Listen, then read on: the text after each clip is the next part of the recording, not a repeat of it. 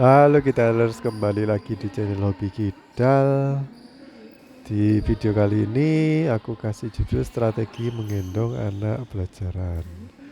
Di sebelah sana ada aku, Jerry, dan ditemani oleh Ino. Di sebelah sini ada dua orang dengan nama yang sama. Jadi yang aku bilang Andi besar itu yang lebih tua ya, yang sebelah kiri. Dan Andi kecil itu yang sebelah kanan karena lebih muda. Walaupun badannya sebenarnya malah lebih besar yang adiknya. Tapi mereka ini bukan saudaraan.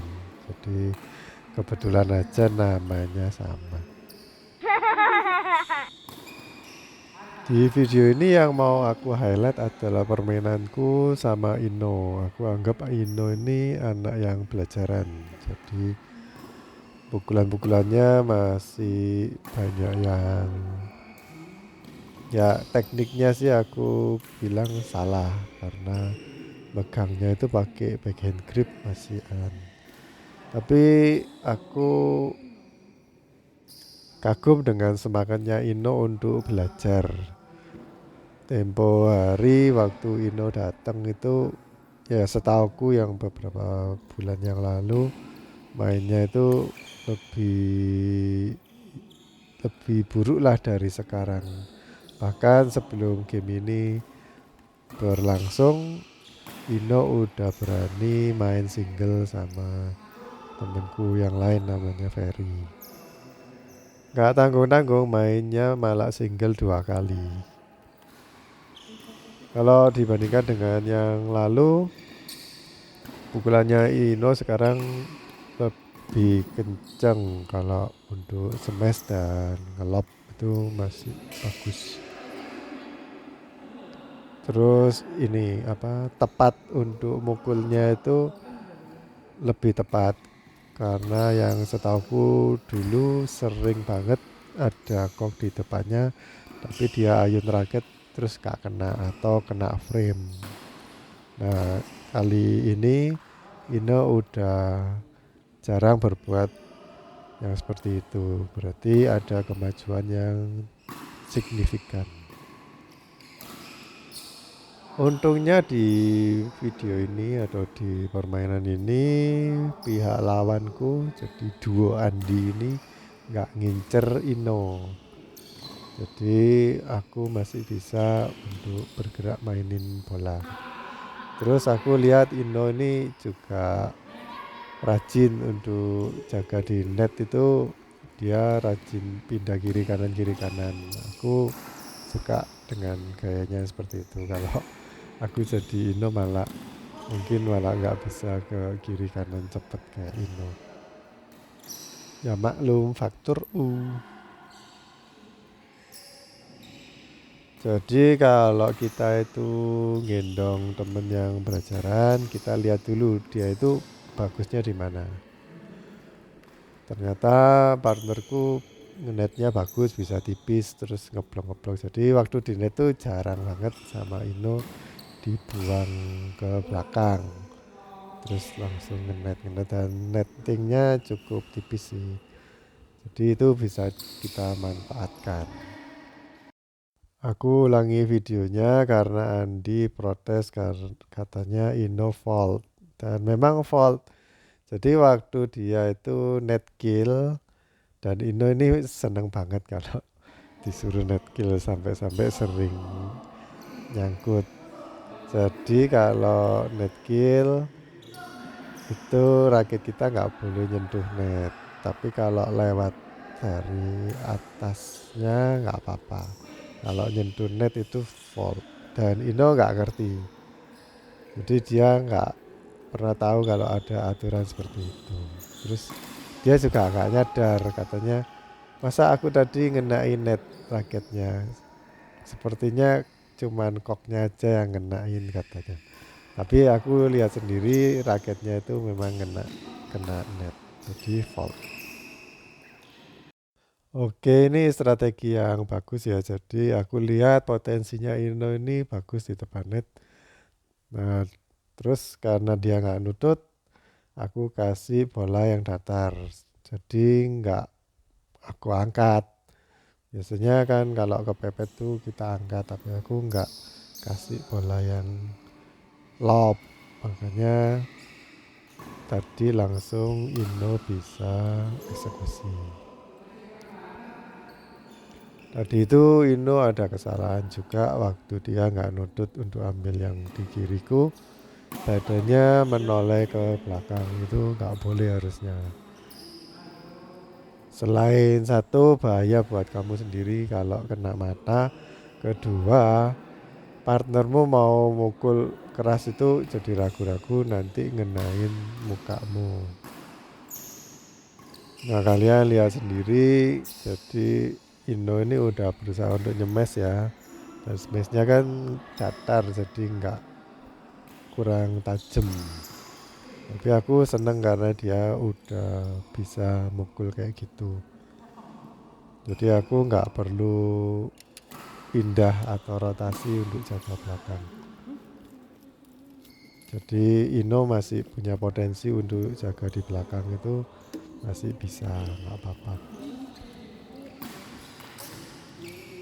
Nah ini aku yang ambil nggak apa-apa karena memang gendong ya, jadi jaga di belakang memang lebih banyak. Nah ini kebetulan sama lawan tuh dikasih ke aku terus. Aku suka sih jadi nggak ngincer ke Ino, biar gamenya itu lebih menarik sih. Terus kalau aku lihat dari pihak lawan,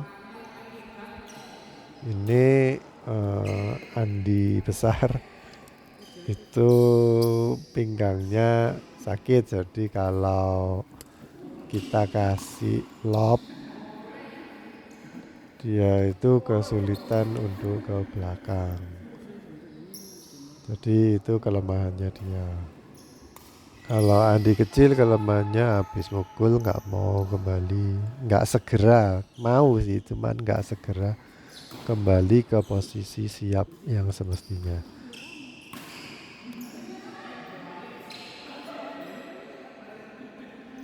Andi kecil dan Ino kalau nyemes sering nyangkut.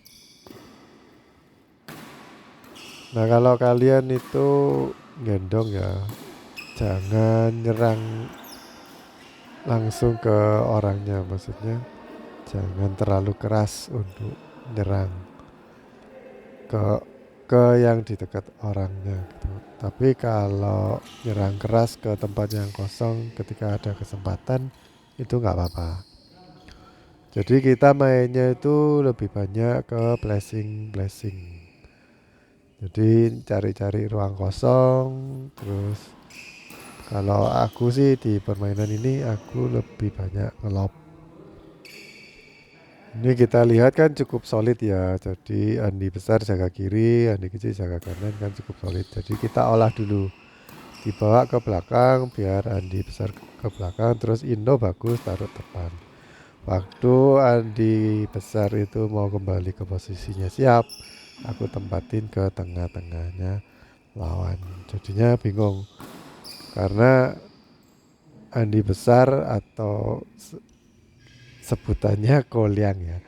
Karena Kolyang itu udah bergerak kan dari depan terus mundur. Jadi Andi kecil ini nggak takut atau ragu-ragu untuk ngambil karena ada partnernya yang bergerak. Walaupun bergeraknya itu sebenarnya cuma mau siap aja, bukan mau ngambil, tapi partnernya jadi takut kalau kalau Kolyang mundur dan ambil, nanti raketnya tabrakan. Jadi bisa kita olah supaya pertahanan lawan tuh buka. Kayak gini tadi ngincer Ino terus terakhir dikasihkan ke aku. Itu strategi yang bagus dari Andi kecil. Karena dari tadi ngincer Ino jadinya aku kurang siap. Waktu terdesak aku harus jaga tengah. Aku pikir main kayak single mau disemes kan aku covernya harus kiri kanan. Ternyata dikasih drop shot, jadi aku nggak menyangka.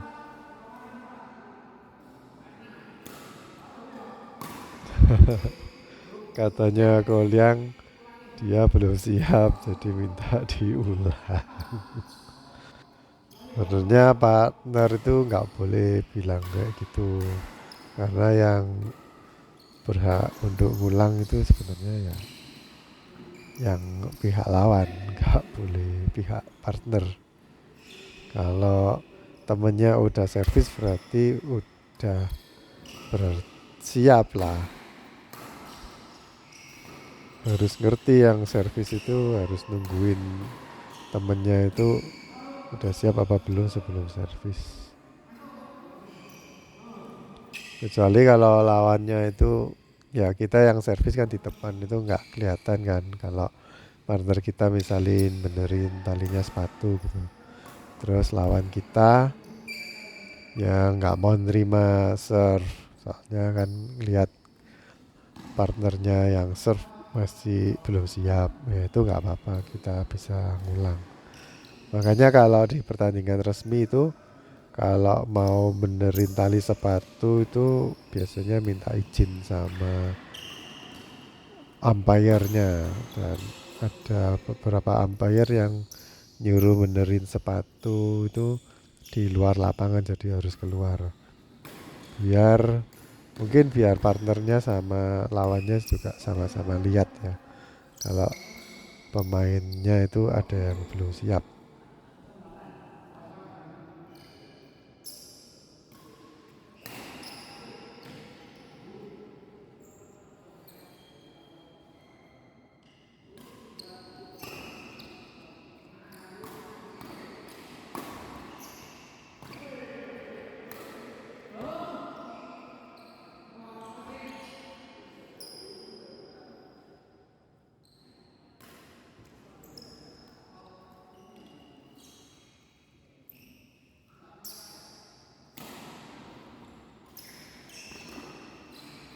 Nino bagus, habis dibawa ke belakang terus ditempatin di depan, Nino mau lari-lari karena ya seharusnya memang begitu, karena dia kan ngelop, jadi harus jaga dari belakang sampai depan di satu baris atau satu kolom itu.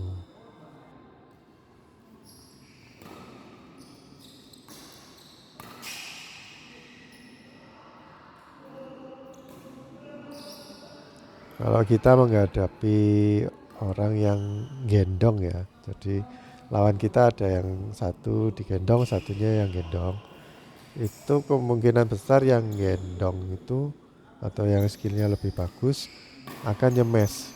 Jadi kedua Andi ini udah nungguin kalau aku jaga di belakang bakal nyemes, ternyata aku kasih drop shot, jadi nggak siap. Andi kecil pikirnya bakal disemes karena ya kesempatan nyerang kan, tapi strateginya aku rubah menjadi ke blessing bukan nyerang-nyerang.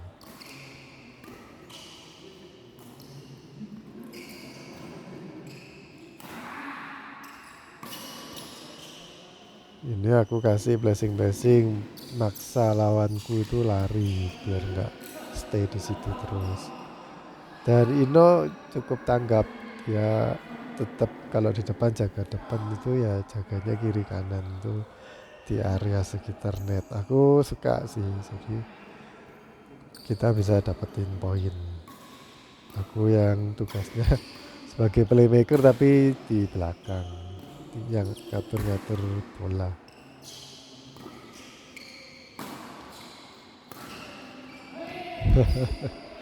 Gol yang ini memang kelemahannya nggak bisa lari cepat ya karena lututnya sakit. Jadi pinggangnya sakit, lututnya sakit. Mau dibawa ke belakang sulit, dibawa ke depan maju nggak bisa cepat juga. Ini Ino karena pegangannya pakai backhand grip terus, jadinya bingung mau ngambil bola yang seperti itu yang di bagian kanannya Ino. Harusnya pakai forehand aja kan kalau di sebelah kanannya Ino. Gak usah pakai backhand. Nanti dia akan berbuat seperti itu lagi karena tekniknya masih belum tahu. Dan selama dia nggak mau mindah grip, tetap megangnya raket itu seperti backhand terus, ya bakalan susah kalau dikasih ke situ terus. Aku sebenarnya nggak ngincer Koliang ya, tapi kebanyakan memang aku kasih ke Koliang karena ya itu yang kelemahannya Koliang aku tahu. Tapi kalau yang kelemahannya Andi kecil, atau jangan bilang kelemahan deh, kita bilang kelebihannya. Jadi kelebihannya Andi kecil tuh masih lebih banyak ngasih bola yang tidak terduga. Jadi tahu-tahu dikasih ke net silang, terus tahu-tahu di drop shot gitu. Jadi aku nggak nggak bisa prediksi. Tapi kalau Koliang aku lebih bisa prediksi, makanya aku lebih banyak ngasih ke Koliang. Ya kalau bolanya dikasih ke aku ya. Ini game satu udah selesai, aku yang menang. Tapi karena waktu sewanya tinggal beberapa menit, jadi kita lanjut sampai jamnya habis gitu. Harusnya kan gamenya 30, ini terakhir kalau nggak salah game 28. Tapi masih lama, ini masih 15.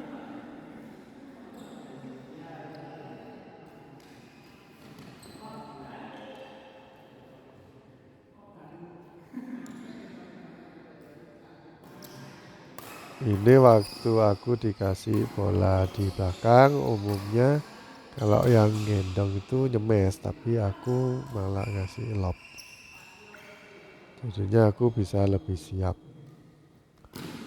Ini Andi nyemes ke arahku, terus langsung aku kembaliin ke depannya. Dia nggak bisa apa-apa karena kalau nyemes keras itu dikasih ke depannya itu sulit, untuk langkahnya recover itu sulit. Dan Andi itu juga ada kesalahan teknik, habis nyemes selalu keluar lapangan. Yang di sebelah kiri itu badannya habis nyemes selalu terbawa ke kiri. Harusnya kalau sebelum nyemes tuh lebih baik badan kita itu menyamping, terus waktu nyemes badan kita diputer, jadi kembalinya itu pas ngadep depan gitu. Jangan lompat secara tegak lurus atau vertikal di depannya kok, terus kita mukul sekeras mungkin, jadi jatuhnya itu ke sebelah kiri, jadi keluar lapangan. Untuk balik lagi sulit. Sejauh ini strategiku cukup berhasil ya, jadi aku sering ngelob, bahkan kalau dikasih backhand pun juga aku kasih backhand lob. Ya memang kita nggak main ngelob terus ya, karena kalau dikasihkan ke aku kebanyakan aku lob.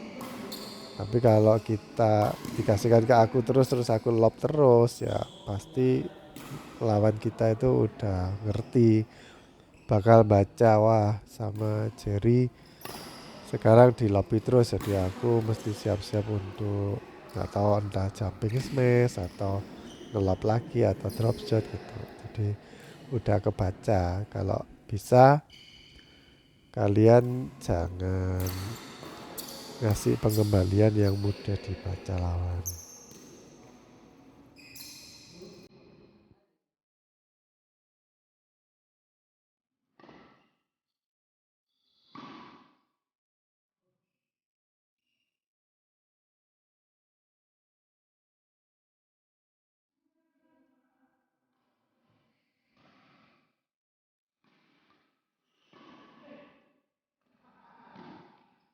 Sewaktu gendong kalian juga bisa pakai kayak trick shot ya. Jadi ini namanya scan. Itu posisi kita kayak orang mau ngenet atau kasih di drop ya. Terus kita ayun dikit sama pergelangan tangannya yang kenceng. Jadi gerakannya itu kayak mau ngenet, kayak mau ditahan gitu, tapi terus di detik-detik terakhir kita angkat bola.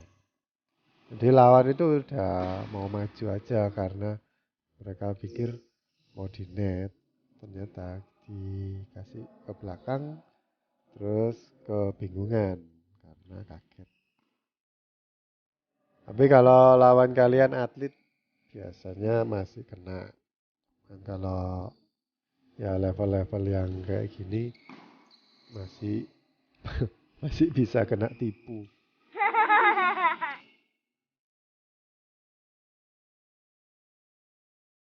Kalau kita lob ya, itu selain membawa lawan ke belakang, itu kita juga punya waktu untuk menempati posisi yang ideal. Dan itu cocok buat orang atau nemeni anak yang kita gendong ya, atau yang masih pelajaran karena mereka itu mainnya kan relatif lebih lambat daripada kalau kita main yang levelnya lebih tinggi itu mainnya main cepat. Kalau kalian lihat atlet tuh mainnya kan main cepat. Nah kalau level-level kita itu biasanya loadingnya itu agak lama. Jadi kalau mau mukul ini ditempatin ke mana ya? Oh ke sini aja terus nyiapin tekniknya itu harus seperti apa? Pakai grip yang mana itu kan mikir dulu. Terus baru kita melakukan pukulan. Tapi kalau atlet kan ya mikirnya itu udah otomatis gitu. Kayak kita hafalan perkalian itu kan otomatis. Makanya aku saranin kasih lob-lob yang tinggi sekalian biar kita punya waktu atau menjaga tempo permainannya itu lambat supaya lebih nyaman buat partner kita. Oke, akhirnya lawan menyerah karena ya memang penyewa berikutnya udah datang dan jam sewanya udah habis. Oke guys, gitu aja video kali ini. Sampai jumpa di video berikutnya. Jangan lupa like dan subscribe ya. Dadah.